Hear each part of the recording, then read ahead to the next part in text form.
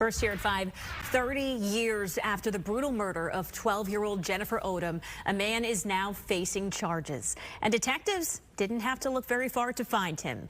Jeffery Crum was already in prison serving 2 life sentences for other crimes, and prosecutors believe he should face the death penalty in Jennifer's case.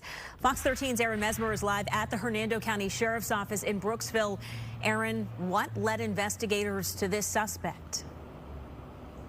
Yeah, Haley, it was 3 decades of investigations, following up on leads, oftentimes hitting dead ends, but never giving up. And that is why this comes as such a relief to the community and certainly Jennifer Odom's family. The case haunted the hills of Hernando County for decades.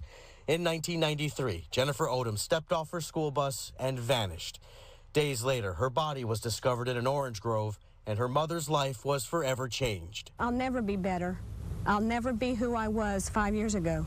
Behind the scenes, detectives were hard at work. I can tell you that the investigation never stopped. And finally, 30 years later, came the news Jennifer's family was desperate to hear. An arrest had been made. A grand jury indicted 61-year-old Jeffery Crum on first-degree murder, kidnapping, and sexual assault charges. This is a bad guy who is very violent, who enjoyed violence, and enjoyed hurting people, particularly women. This isn't a parents' nightmare. This is a community nightmare. This is law enforcement's worst nightmare. Crum was already in prison serving 2 life sentences in another case out of Pasco County, where he was convicted of sexual battery and the attempted murder of a teenager who barely survived.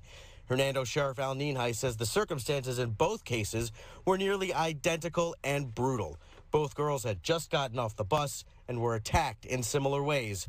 We're told DNA connected Crum to the other case. So he quickly, almost instantaneously became our #1 suspect in the Jennifer Odom case. Crum made his first court appearance in Jennifer's case on Thursday and had little to say. Do you plan to represent yourself? Do you plan to hire private counsel? Would you like the public defender? I'll appoint the PD. Authorities aren't revealing all the clues that led them to this man, but we know investigators were always looking for a blue truck witnesses saw following Jennifer from the bus stop. The sheriff says Crum owned a blue truck at the time. Detectives have also said they found fingerprints on Jennifer's clarinet case and backpack that turned up 2 years after her disappearance.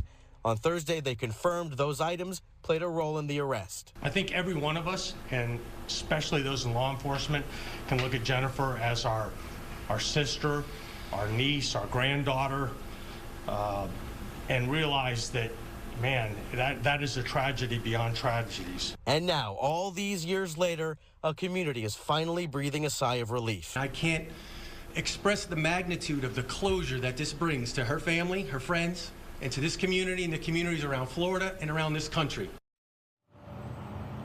Again, prosecutors say they plan to seek the death penalty in this case. And as for Jennifer's family, they're asking for privacy at this time, Haley. Yeah, that is understandable, but I'm glad they can have this piece of closure after 30 long years of waiting. All right, Aaron Mesmer reporting tonight in Brooksville. Aaron, thank you.